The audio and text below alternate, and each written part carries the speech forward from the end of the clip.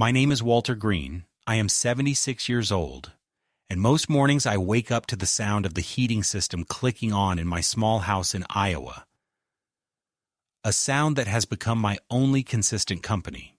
The house is not large, just a modest single-story place on a quiet street that I once shared with my wife Eleanor, before she passed away 12 years ago.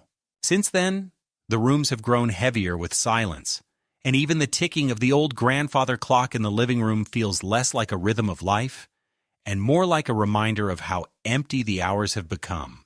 I try to keep myself busy. I read the local paper cover to cover. I write in an old leather-bound journal Eleanor gave me for our 40th anniversary. I take slow walks around the neighborhood when the weather allows. But nothing fills the absence of real family warmth. Nothing gives back the sense that I am needed, not just tolerated. My son and daughter, Michael and Carol, are both middle-aged now, with careers and families of their own.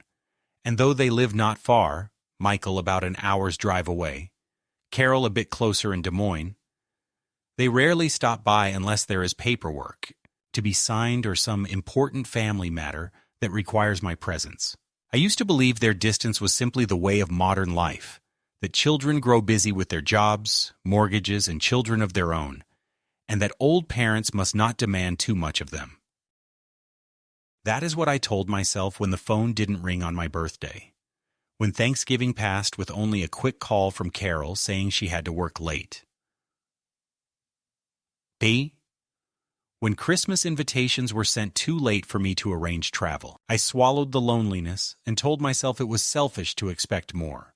But deep inside, I always harbored a small hope that one day they would come knocking, not for signatures or money or favors, but simply to share an evening meal, to talk about memories, to ask how I was doing, not out of obligation, but because they truly wanted to know. My health is not terrible for my age, though I move slower than I used to, and the stiffness in my knees reminds me daily that time is no longer my ally. I manage my own cooking, though it has become a ritual of repetition. Oatmeal in the morning, soup and bread for lunch, something simple for dinner. Eleanor loved to cook, and her recipes still sit in a little wooden box on the kitchen counter, handwritten in her elegant cursive. Sometimes I take one out, run my fingers across the faded ink, and think about how her meals always smelled like comfort itself. I never try to replicate them. I know I would fail. The box stays as a shrine of sorts, a relic of love and devotion that my children hardly acknowledge when they visit. They glance at it as if it is just clutter, just another old person's sentimental object, not understanding that inside those cards is a life we once built together. After Eleanor's death, I tried hard to keep the family close. I invited Michael and Carol for Sunday dinners. I offered to babysit my grandchildren whenever they needed. I drove hours to attend birthdays and recitals. At first, they allowed it, but slowly the invitations grew fewer, the phone calls shorter, and the sense of welcome dimmed. Michael always had a meeting, Carol always had errands, and I was left waiting at a table set for guests who never came. I convinced myself that it was fine, that as long as they occasionally stopped by, I still had a family. That illusion became my lifeline. It is important to understand who I am before the storm of betrayal that came later. I am not reckless or naive. I spent 40 years as an insurance clerk, a profession built on caution, double-checking documents, ensuring no one signed anything without understanding it. I taught countless clients to never trust a form without reading it carefully. Yet in my personal life, when it came to my children, I ignored my own rule. I believed that blood guaranteed honesty, that a father's trust was sacred, and that the children I once carried in my arms would never deceive me. This faith became my greatest weakness, and they knew it. The truth is, I was a man softened by love, made pliable by the ache of wanting to still matter. I remember Carol coming to me years ago with loan papers for a small business she was starting. She told me she only needed my signature for the bank to feel secure, And of course I signed without hesitation. Later, Michael asked me to co-sign for his mortgage, promising it was a formality, and again, I signed. Not because I had read the details, but because I could not bear the thought of saying no to my son. Each time, they thanked me briefly, their voices flat, already distracted by their own lives, but I carried the weight of those signatures like a badge of love. I told myself that I had helped them stand taller, that they would remember me not as a burden, but as the father who always supported them. I told myself lies to cover the sting of being treated as little more than a name on a line. Evenings are the hardest. I sit by the window watching the streetlights flicker on, and I imagine the laughter of families inside their homes, the smells of dinner, the sounds of conversations that spill into the night. I wonder if my children ever think of me at those times, or if I have become an afterthought, a name they scroll past on their phones but never call. I still keep Eleanor's photograph on the mantel, her smile bright and knowing, as if she foresaw all this. Sometimes I speak to her, quietly, telling her about my day, telling her about the loneliness, telling her about Michael and Carol, and how I wish they would come by just to ask about the old days. I know it is foolish to expect answers, but the photograph listens better than my living family ever has.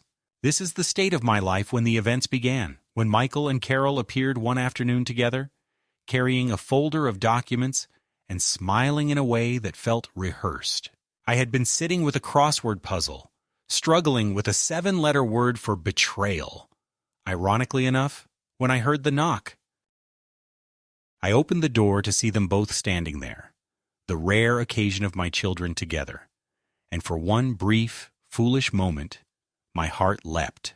I thought perhaps they had come to surprise me, to spend an evening in the old house, to share a meal and laughter the way we once did when Eleanor was alive. I stepped aside quickly, eager, telling them to come in, that I would put on a pot of coffee. But even as I spoke, I noticed the papers in Michael's hand, the thin smile on Carol's lips, and the way they exchanged glances, as if reminding each other of a script. That was the moment, though I did not yet realize it, when the foundation of my trust began to crack, when the illusion of family devotion began its slow collapse. When Michael and Carol came into the house that afternoon, they carried with them not only the weight of their presence, which had grown rare and strained over the years, but also the aura of something carefully planned, and I should have noticed it, in the way their movements were synchronized, in the way Carol set her purse down deliberately on the side table, and Michael held the folder against his chest as if it were something precious yet dangerous. But my hunger for family closeness made me blind to the signs. I told them to sit in the living room, and I busied myself in the kitchen making coffee, though my hands shook slightly as I measured the grounds, because deep down I knew that surprise visits from my children were never about affection or nostalgia. They were always about some matter that required my signature, my account number, or my quiet acquiescence. When I returned with the coffee, setting the cups carefully on the table, I saw Michael had already opened the folder and spread out several sheets, his brow furrowed in that professional way he used to impress clients, while Carol leaned back with her legs crossed, her face arranged into what might have passed as a smile, if it had not been so brittle. "Dad," Michael began, his voice measured, carrying that mixture of authority and reassurance he had perfected over years of corporate meetings. "We've been working on some paperwork that needs to be handled quickly, and since you're on the property, deed and some of the family accounts, it requires your acknowledgement. It's nothing complicated, just routine documents to make sure everything stays in order." He slid a few sheets toward me, their corners aligned with precision, and tapped them with the tip of his pen, as if to guide my attention without allowing me to linger too long. Carol, quick to reinforce the narrative, added with a light laugh that did not reach her eyes, "Yes, Dad. Honestly, it's really just a formality, nothing you need to worry about.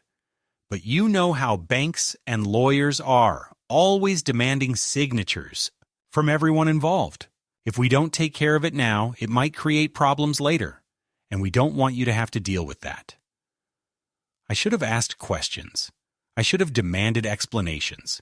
After all, 40 years in insurance had trained me to scrutinize every word, every clause, every loophole. But the way they looked at me, with that mixture of feigned concern and subtle impatience, made me feel like a burden in my own home, and I told myself that resisting them would only widen the distance that already stretched between us. Michael placed a pen in front of me, its weight oddly heavy in my hand, and as I stared at the lines waiting for my name, Carol reached out and touched my wrist gently, the first affectionate gesture from her in years, whispering, "It's routine, Dad. Just sign, please, so we can all relax and have some time together after." That whisper pierced me more than the words on the paper could have, because it awakened the starving part of me that longed to believe my children wanted to stay, wanted to drink coffee and reminisce, wanted to be with me, not because they needed something, but because they cared. The papers were dense with legal language, paragraphs of clauses that blurred before my tired eyes.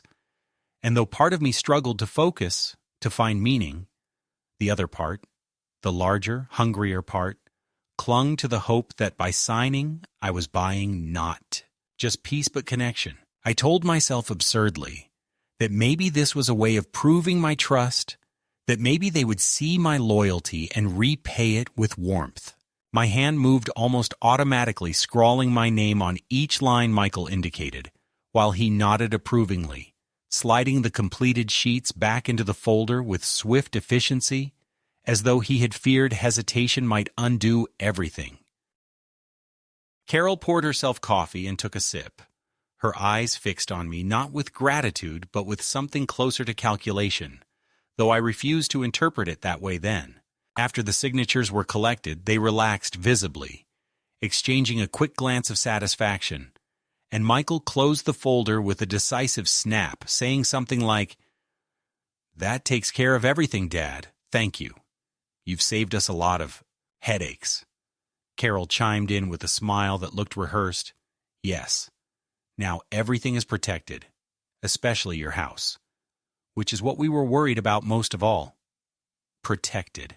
That word lingered in my mind long after they had gathered their things and stood up to leave, offering hurried goodbyes rather than the promised evening together.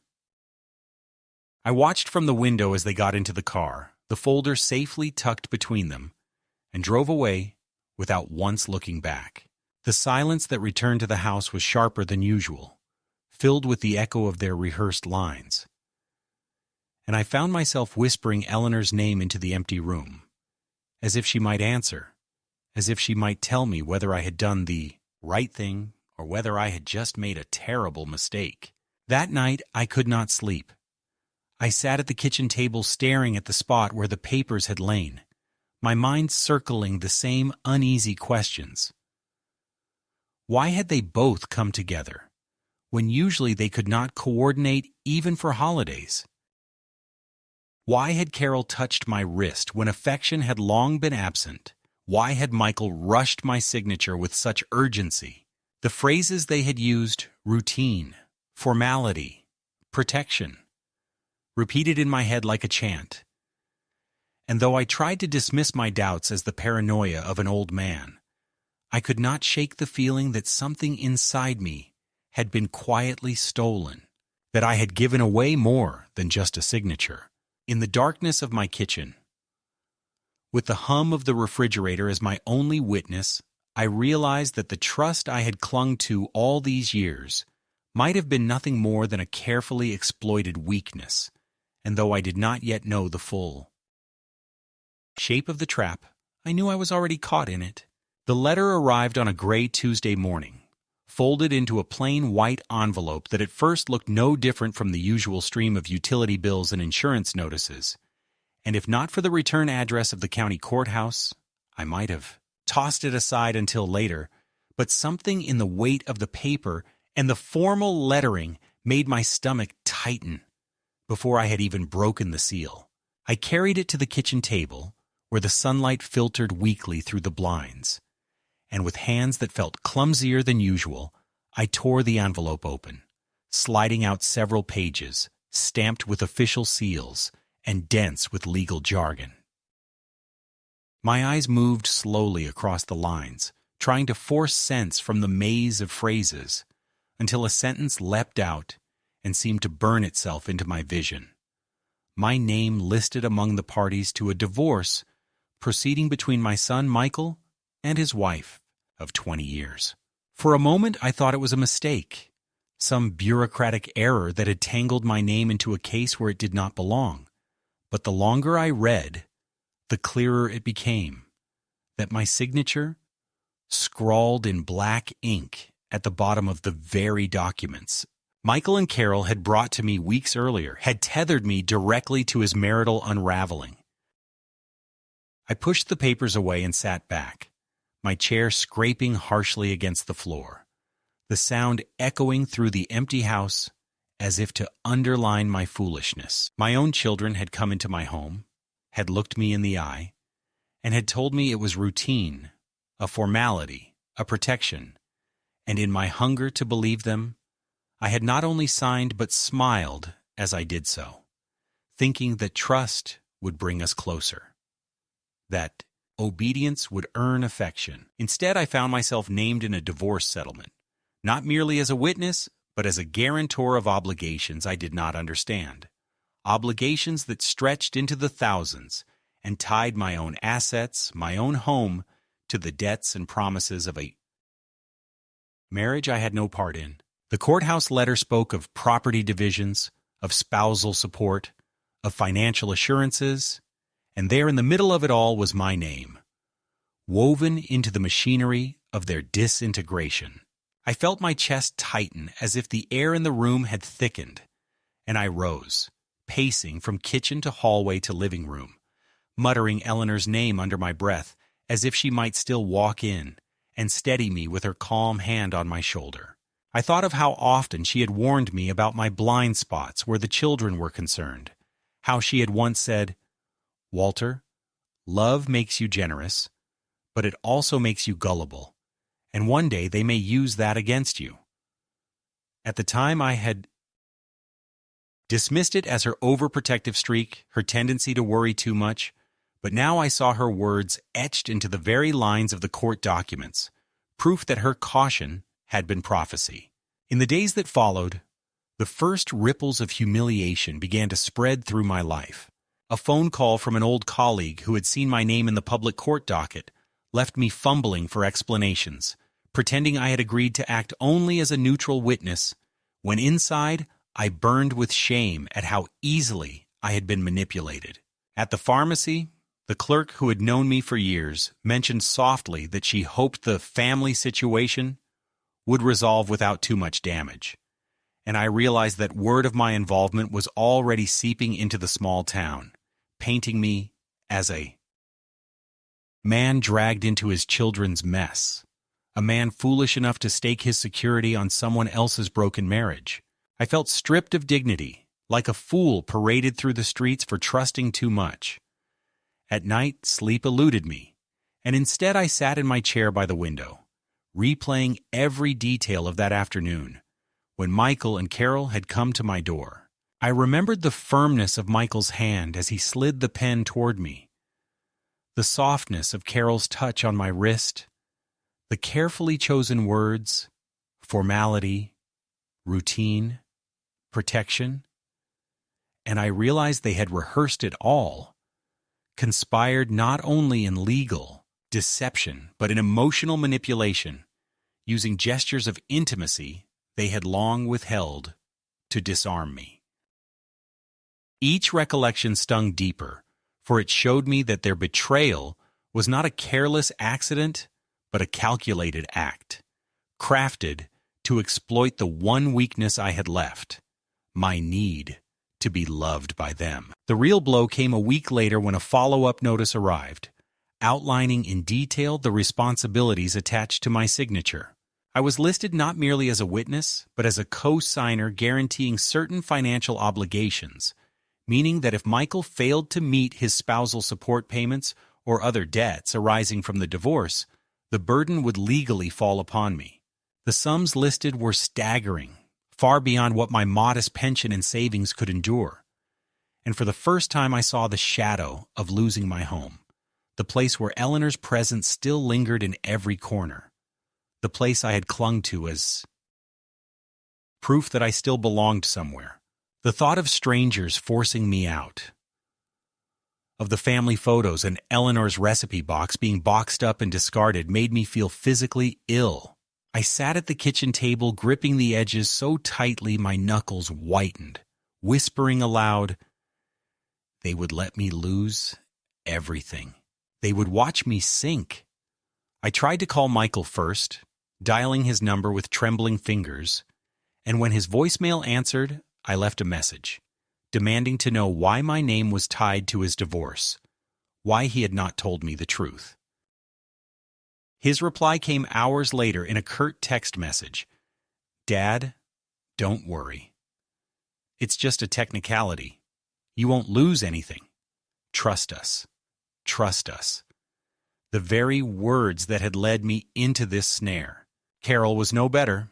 When I reached her, she spoke in that clipped tone she used when she wanted to shut down an argument. It's paperwork, Dad. You're overreacting. Michael needs this to protect his assets. And since you're part of the deed, your signature was necessary. Don't make this harder than it has to be.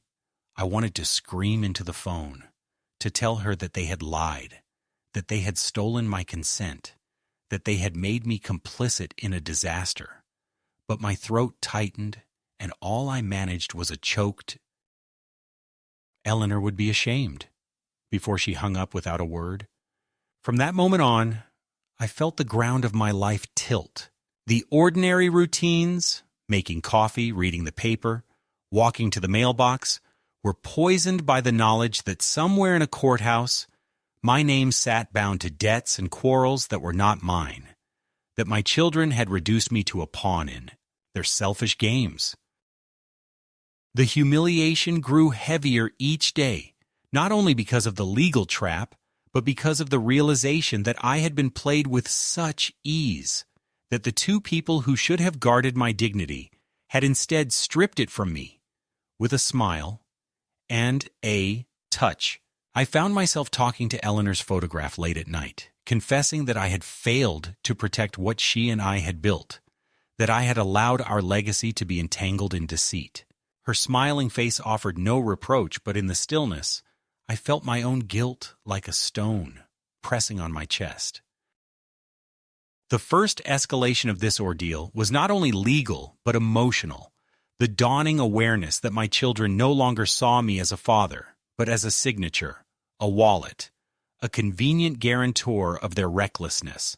It was a slow-burning humiliation that spread through every corner of my days, gnawing at me with each reminder that my trust had been twisted into chains. And though I tried to tell myself that perhaps it was all misunderstanding, that perhaps they had not realized the risk they placed upon me, the harder truth whispered louder. They knew, and they had chosen to gamble with my life anyway. That was when the bitterness began to bloom inside me, a bitterness that would not fade, for it marked the beginning of the unraveling, the moment when I ceased to be their father and became instead their victim.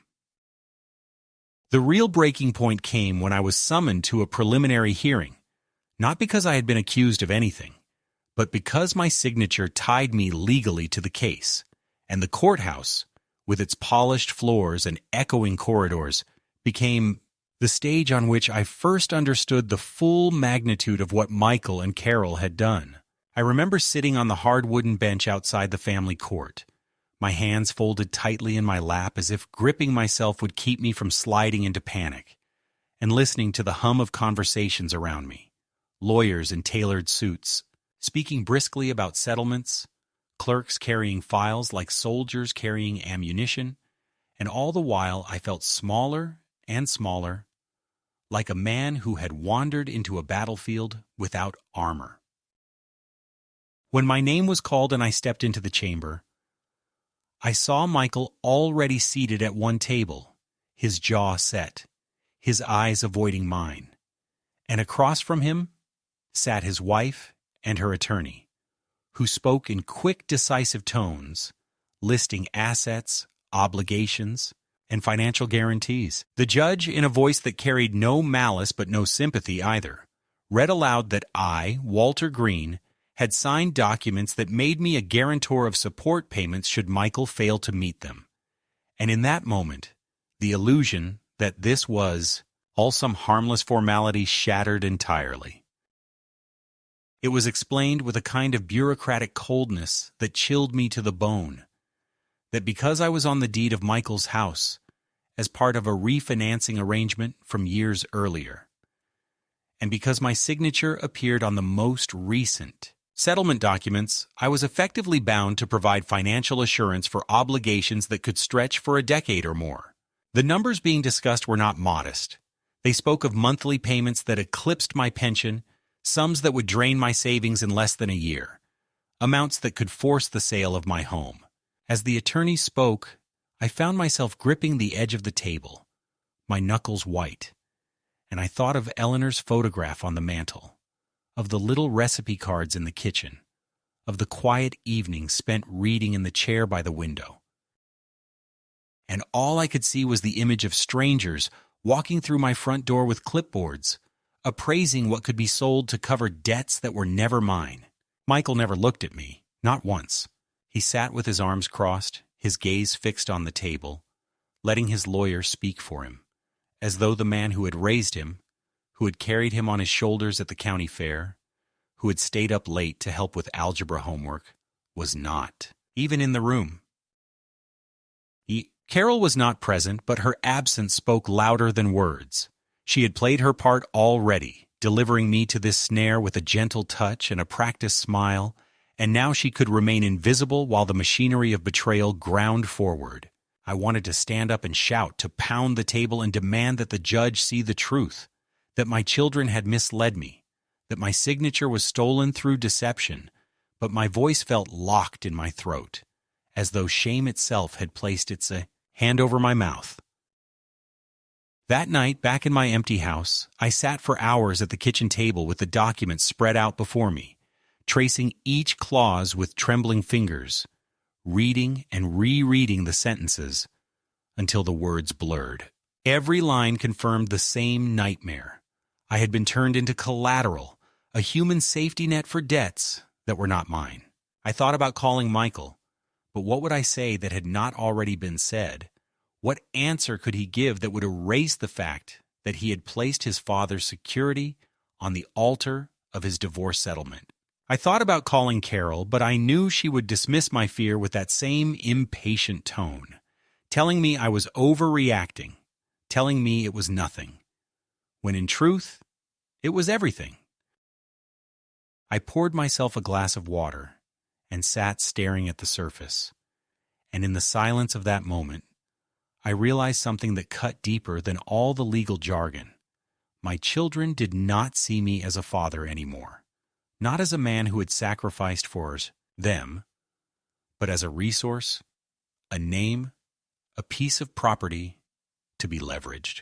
I had become less than human in their eyes, and the realization hollowed me out like nothing before. The next morning, I forced myself to meet with a lawyer of my own, a quiet man recommended by an old neighbor who had once gone through a probate dispute. He listened patiently as I laid out the story, his brow furrowing, as I described how Michael and Carol had come together, how they had assured me it was routine, how they had guided my pen without ever once speaking the word divorce. When I finished, he pushed the documents back toward me and said, in a voice that carried both weariness and pity, "Mr. Green, what they did may not rise to the level of outright fraud in the eyes of the court, but it is clear you were misled. The problem is that your signature is here, clear and valid. Undoing this will not be simple." His words fell like stones into the pit of my stomach, and for a moment I imagined myself reduced to a wandering old man, stripped of house and savings, a casualty of his own blind trust. But then something stirred in me, something that had been buried under years of passivity and yearning for affection. And I told myself that if I allowed this to continue, if I accepted quietly that my children could gamble away my life, then I was already dead in all but name. The midpoint of this ordeal was not just the courtroom, not just the revelation of obligations, but the awakening of a grim resolve inside me, a determination that I would not simply lie down and let them harvest the last remnants of my life. I looked at the lawyer across the desk and said, with a steadiness that surprised even me, "Then we fight. We fight to untangle this. I will not let them bury me while I am still breathing."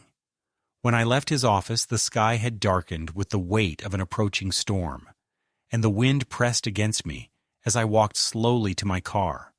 But for the first time in months, I felt a flicker of clarity. My children had underestimated me. They had thought my trust was bottomless, my will too weak to resist, but they had forgotten that beneath the weariness of age, there still remained a man who had built a life through decades of discipline and labor, a man who could endure humiliation. But not annihilation. That night, as I sat by the window with Eleanor's photograph beside me, I whispered to her that I would not let them win, that I would not let the home we had built together be stolen by deceit. And though the room gave no answer, I felt a faint sense of her approval in the silence. The midpoint of my story was not merely the discovery of betrayal. It was the moment when fear and shame transformed into a fierce, almost desperate determination to resist, to reclaim what little dignity remained. It was the moment when I understood that the children I had raised with tenderness had chosen to see me as expendable, and that the only way to preserve the meaning of my life was to stand against them. And though the path ahead promised confrontation, expense, and perhaps more humiliation, I felt in my bones that I could not turn back. The weeks that followed the hearing were like living in a fog of betrayal that grew thicker with every new revelation, and what began as a gnawing suspicion hardened into undeniable truth when the lawyer I had hired began uncovering the details, hidden beneath the neat signatures and rehearsed smiles of my children. He explained that Michael's divorce settlement was not only about property division and spousal support, but also about securing financial guarantees. Guarantees that he had no means of providing himself, given his debts and the reckless way he had mortgaged his house and spent far beyond his means. My name had not been included by accident, nor as a simple witness or co-signer out of technical necessity. No, my signature had been deliberately placed as collateral, as the safety net that would reassure the court that Michael's obligations would be met, and without me, he might have faced penalties, even jail time, for attempting to conceal assets. In other words, I was not simply a bystander caught in the crossfire of his marriage's collapse. I was the foundation upon which he and Carol had decided to build their escape route. And the more my lawyer explained, the clearer it became that this had not been Michael's scheme alone. Carol's name appeared in correspondence between attorneys, her suggestions woven into the phrasing of certain clauses, her involvement far deeper than I could have imagined, and in that realization I felt a hollowing despair, because it meant that both of them, my son and my daughter, had united not to protect me, not to care for me, but to use me as a pawn in their desperate game of self-preservation. The sense of conspiracy weighed on me more heavily than the legalities. I would walk through the rooms of my home, brushing my hand against Eleanor's framed photographs, and feel as though every wall had ears, as though the betrayal of my children had stripped away the very safety of my house. I replayed every moment of their visit in my mind, every glance exchanged, every word chosen, and realized that what I had mistaken for warmth was performance, that the hand Carol had laid on my wrist was not affection, but strategy, a touch rehearsed, to break down my defenses. It was as if my own children had studied me, cataloged my weaknesses, and then wielded them against me with precision, and the cruelty of that knowledge burned deeper than the threat of financial ruin. The escalation came swiftly after that, not in the form of more letters from the court, though they did arrive, thick with demands and deadlines, but in the way Michael and Carol themselves responded when I confronted them. I drove to Michael's house one afternoon, the long drive filled with rehearsed speeches I intended to deliver.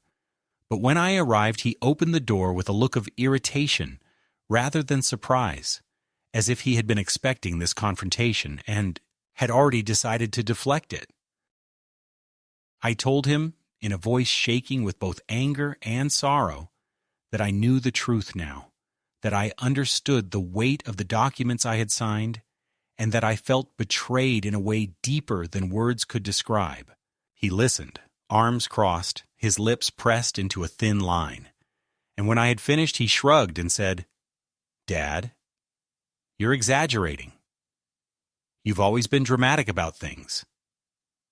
This is just paperwork. You're not going to lose your house, for God's sake. It's just a guarantee, and you won't ever even notice it's there."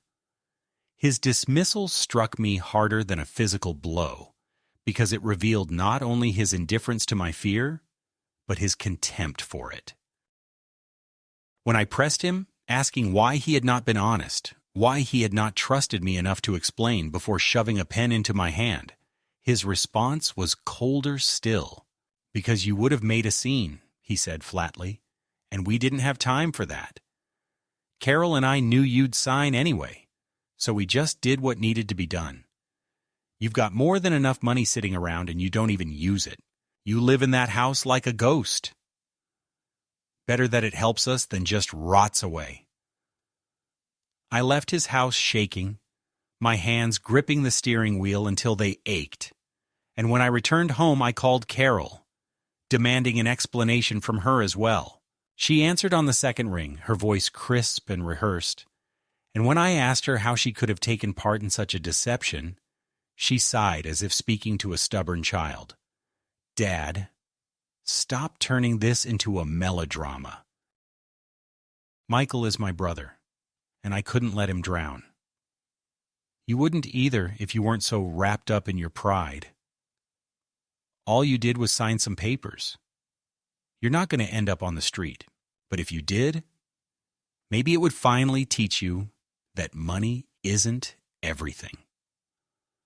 Her words sliced through me, not only because they were cruel, but because they carried that tone of superiority she had adopted in adulthood, as though I were a foolish old man incapable of understanding reality, as though decades of raising her and her brother, of working long hours to keep food on the table and pay for their schooling, meant nothing now that they saw me as expendable.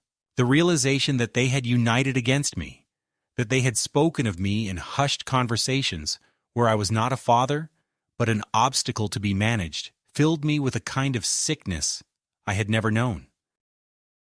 I lay awake at night staring at the ceiling, imagining their whispered plans, their shared satisfaction as they watched me sign away my safety, and I felt not only betrayed but erased, as if the man I had been to them all my life had vanished, and in his place was a name, a signature, a set of numbers to be exploited. The escalation of the conflict was not simply that I now faced financial ruin, but that I could no longer deny the depth of their contempt, the way they had stripped me of dignity with cold deliberation. My lawyer confirmed my worst fears when he showed me correspondence that made it plain.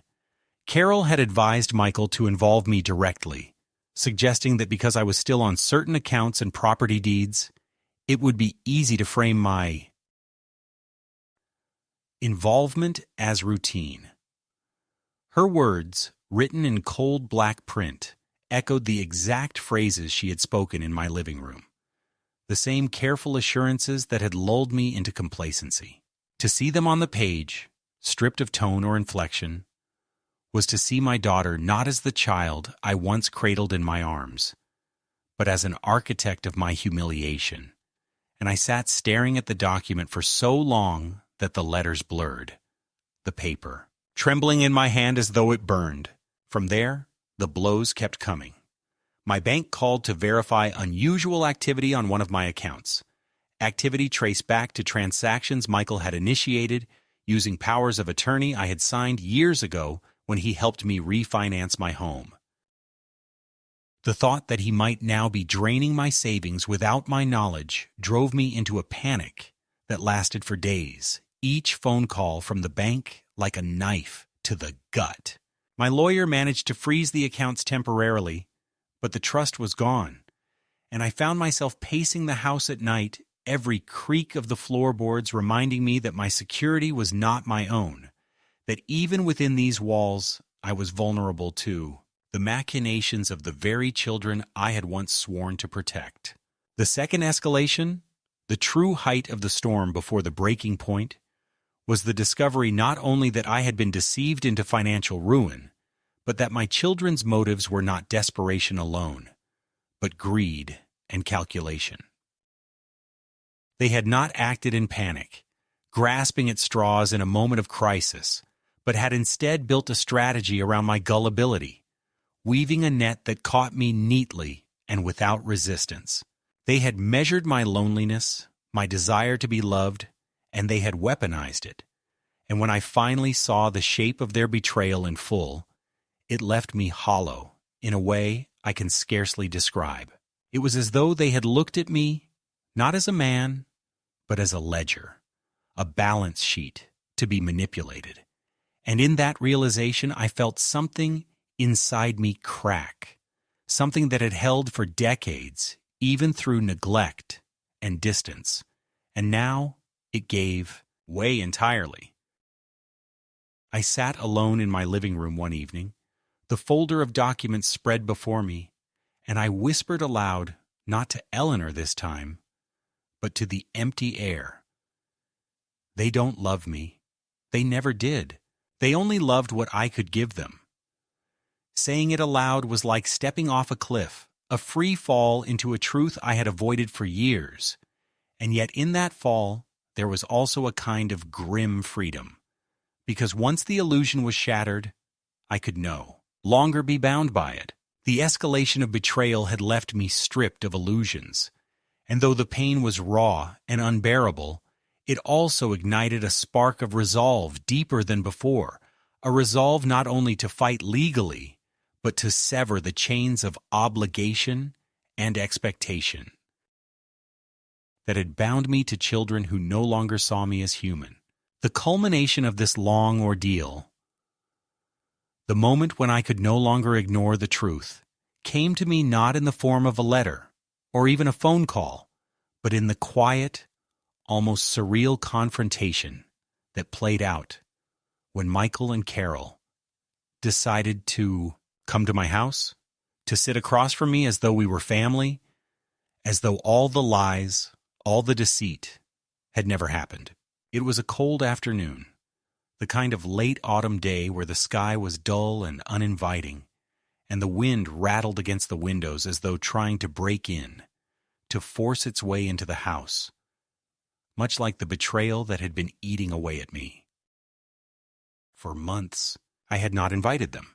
I had not asked for their presence, and yet, in some part of me, I still yearned for the return of the family I had known before everything fell apart, before my name had been scrawled across their mess, like a signature on an empty promise.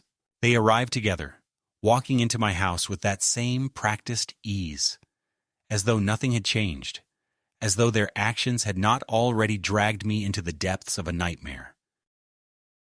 Michael looked the same as ever, his suit pressed, his face a mask of impatience, while Carol, just a step behind, wore the same artificial smile that I had come to know over the years, the smile that said nothing, that concealed everything. They took seats without being invited, without the hesitance that would have been natural for people who had wronged someone, and Carol, with her ever-present air of control, spoke first. "Dad, we've been trying to reach you," she said, her voice carrying the same patronizing tone that had infuriated me so many times before. "We've been worried about you. You've been distant lately, and we want to make sure you're doing all right." Her words felt hollow, as if they were rehearsed lines, a script that had been written long ago for a situation just like this. And I realized, as I sat there staring at her, that they had come not to apologize, not to make amends, but to further entrench themselves in the illusion they had built. A false narrative where they were still the caring children, and I was still the fragile old father who needed their guidance and their protection. But I had seen through the facade. The mask had slipped too many times for me to ignore it any longer. I took a deep breath and let the silence stretch between us, feeling the weight of everything that had happened settle over me. "I know why you're here," I said, my voice steady, though it trembled with the anger that I had held back for so long. "I know what you've done, and I know you think you can just walk back in and make it all disappear." Michael shifted uncomfortably in his chair, but Carol's smile never wavered. She looked at me with that same cold, calculating gaze, the one that made me feel small, insignificant. "Dad, you're overreacting," she said softly, as though trying to placate a child. "We've always been there for you. We're just trying to help, trying to make sure that everything is settled, that nothing gets messy." But the words rang false, and in that moment, I could see them for what they really were. An attempt to manipulate me once again, to pull me back into the web of lies they had spun. I leaned forward, my hands gripping the edge of the table, and met their eyes one by one. "No," I said firmly, the word cutting through the air like a knife. "You've been using me. Both of you. All these years I've been nothing more than a resource to you, a way to get what you wanted. And now when you finally drained me dry, you think you can waltz in and act like nothing's happened? Like I'm still your father. Still the man who would bend over backward for you." Michael opened his mouth to speak, but I held up my hand to silence him, the fury rising in my chest. "I've spent my life helping you, protecting you, giving you everything I had, and this is how you repay me? By dragging me into your mess and making me responsible for your failures?" Carol's smile faltered for just a moment, and I saw a flicker of irritation cross her face. But it was gone as quickly as it had come, replaced by that same air of superiority. "Dad, you're being dramatic," she said, her tone cool. "We're just trying to help you understand that this is the way things are. We need to be able to move forward. The house, the accounts, everything. It needs to be settled. And we've done what we had to do." But as she spoke, I could hear the words for what they were. A justification, an excuse for the betrayal they had carefully planned. They hadn't done anything because they needed to. They had done it because they wanted to, because they thought I was too weak, too dependent on them to fight back. Something snapped inside me. The years of feeling helpless, the years of being ignored, the years of pretending that everything was fine when I knew it wasn't, all of it came crashing down in that moment, and I realized that I was done. Done being a pawn in their game. Done being the victim of their manipulation.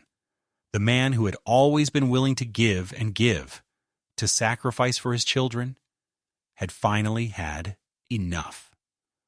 I stood up, my chair scraping against the floor, and walked to the window. The sky outside was overcast, the clouds hanging heavy, and I felt a strange calm settle over me. I turned back to face them, and for the first time in months, I looked them both squarely in the eye. "You think I'm weak. You think I'm too old to fight, too old to make a stand, but I'm not. I'm not some fool you can manipulate anymore. I've seen through everything you've done, and I won't stand for it.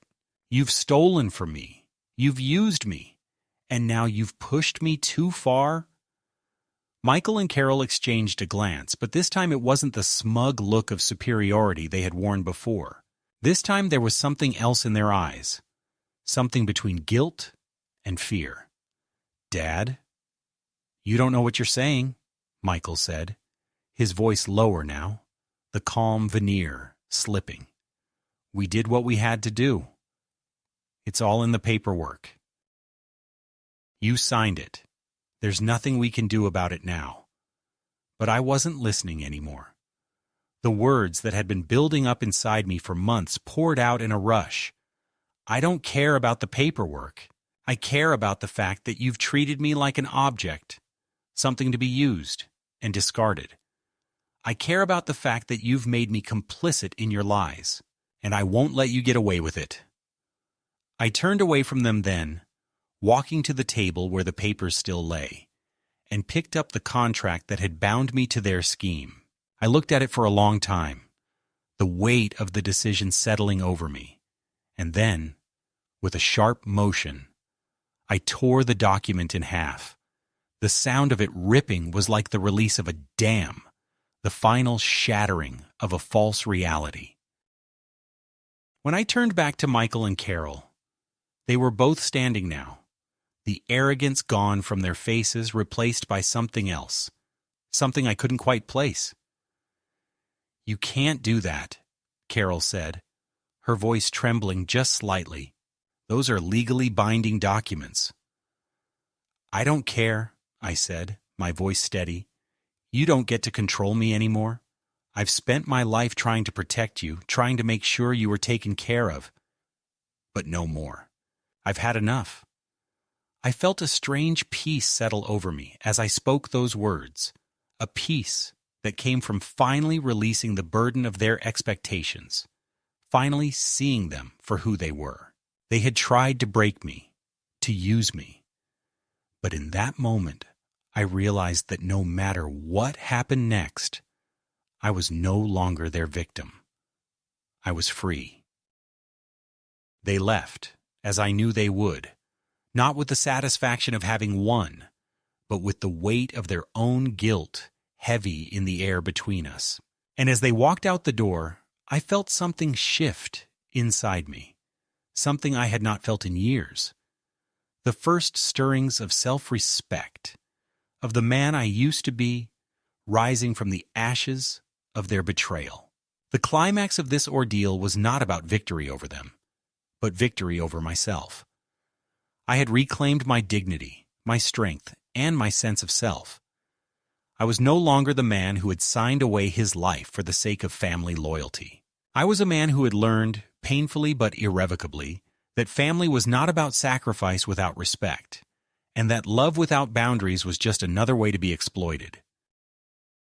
And as I stood there, the torn papers at my feet, I felt the weight of all those years lift from my shoulders, and for the first time in a long time, I was free. In the weeks that followed the confrontation, I found a strange sense of peace settling over me.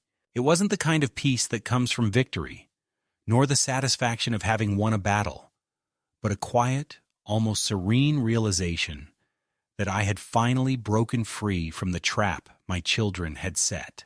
I didn't hear from Michael or Carol after that day. They didn't try to reach out, didn't attempt to explain or apologize, and part of me had expected that. I'd always known deep down that once I refused to play along, once I stopped being the father they could manipulate, there would be nothing left to say. They had already made their decisions, and those decisions had cost them more than they could have imagined. But I also knew that I had made my own decision, one that had cost me something too. The family I had once known, the bond I had spent years nurturing, was gone. There would be no more Sunday dinners, no more phone calls to ask how I was doing, no more of the small gestures that had once made me feel like I still mattered. It was strange in the days that followed how much lighter I felt. My days no longer began with a heavy dread, a sense of inevitable loss. Instead, I woke each morning with a clarity I hadn't known in years. I didn't have to wait for a phone call, didn't have to wonder when they would show up, didn't have to second-guess every conversation, wondering if I was being manipulated again. The house, which had once felt like a prison of memories and unspoken expectations, now felt like a place I could finally make my own. I spent time sorting through the things I had left behind, slowly deciding what to keep and what to let go. Eleanor's things still filled the rooms, but I found that her absence no longer felt like an unbearable weight. Instead, it felt like an invitation, an opening to move forward, to build a new life in the spaces that had once been crowded with regret and silence. I never got my money back. And I never did get any kind of apology from Michael or Carol, but I realized something important in those quiet days after the storm. None of that mattered. The legal battles and the betrayal had been part of a larger reckoning, a reminder that I had spent too many years living for others, giving my love and my loyalty without ever asking for respect in return. It wasn't about the money, the house, or the accounts. It was about reclaiming my own worth, my own sense of self. I was not just a resource for my children. I was a person, a man who had lived through loss, through hardship, through joy, and through love. And my life was worth more than the pieces they had tried to claim. One afternoon, a few weeks after the confrontation, I sat on the porch with a cup of coffee, watching the sun dip low on the horizon, painting the sky in shades of orange and purple. I had always loved the sunsets here, back when I was younger, when Eleanor and I would sit together and talk about our dreams, about the life we had built, and about what we hoped to leave behind. It had felt like our own private ritual, a way to say goodbye to the day, to share the small moments that kept us connected. It was in those moments that I realized I had never truly said goodbye to Eleanor. I had held on to her memory, to our life together, and in doing so, I had allowed myself to be swept into the role of the dutiful father, the man who sacrificed his own needs for the sake of his children, even when they no longer cared. But now, as I sat alone on the porch, the last rays of the sun warming my face, I felt a quiet sense of closure. I had done my best. I had loved them both, given them everything I had, and I had nothing more to give. I still think about Michael and Carol sometimes, though not with anger anymore. I think about what they lost and what they will continue to lose as they chase after their own lives, unaware that the very thing they sought to protect, money, power, status, has already slipped through their fingers. The house was sold in the end, the buyer eager to close quickly, and my share, though a fraction of what I had once hoped for, was enough to secure my future. I took the money, placed it into an account, and moved on with my life. I found a small apartment in the city, close to a park and a few coffee shops I had always wanted to visit. It was a simple place, nothing grand, but it felt like mine in a way that my old house never had. The space was light, filled with the kind of freedom I had not experienced in years. I started visiting the park more often, watching the children play, the young families walking their dogs, the old couples sitting on benches, and I began to wonder what it would be like to start over. I didn't know if I would ever have the kind of family I once had, or if I could ever trust again in the way I once did. But I knew that I had my own life to live now, a life where I could make the choices that mattered to me. I took up painting again, something I had abandoned long ago, and found a kind of peace in it. There was no pressure, no expectations, just the brush in my hand and the canvas in front of me. Months passed, and eventually I received a letter from Michael. It wasn't an apology, not really. It was more of an acknowledgement, a half-hearted attempt to reconnect, to bridge the gap that had grown between us. He asked if I would be willing to meet, to talk about what had happened, to try to understand each other. I read the letter, folded it carefully, and put it in the drawer. I didn't need to respond. I didn't need to meet. The truth was, The chapter with them had already ended. I had no intention of revisiting it. Sometimes when I walk through the park or sit in my new apartment, I find myself reflecting on the past, on the choices I made, and on the man I was before all of this began. I think about how easy it is to lose yourself in the roles others assign to you, how easy it is to forget who you really are when you've spent a lifetime giving pieces of yourself away. But I also think about how strong I am now, how much I've learned, and how much I've grown. The pain of betrayal, the loss of family, has left scars. But those scars are no longer sources of shame. They are part of the story that has shaped me into the person I am today. And for the first time in a long time, I am content with who that person is. I don't know what the future holds. I don't know if Michael or Carol will ever truly understand what they did, or if they will ever be able to face the consequences of their actions. But I know this: I have nothing left to prove to them. I have nothing left to give, and that, in itself, is a kind of freedom. The past is behind me now, and I am free to live the rest of my life as I see fit, without the burden of their expectations, their lies, or their manipulation. I can finally live for myself. As I sit on the porch, the evening sky darkening into twilight, I find myself at peace. The house behind me is no longer the symbol of my failure or my sacrifice. It is simply a part of my past, a chapter I have closed. And as the stars begin to appear one by one in the sky above, I feel a quiet sense of satisfaction, knowing that I have reclaimed my life, that I have fought for my dignity, and that no one, not even my children, can ever take that from me again.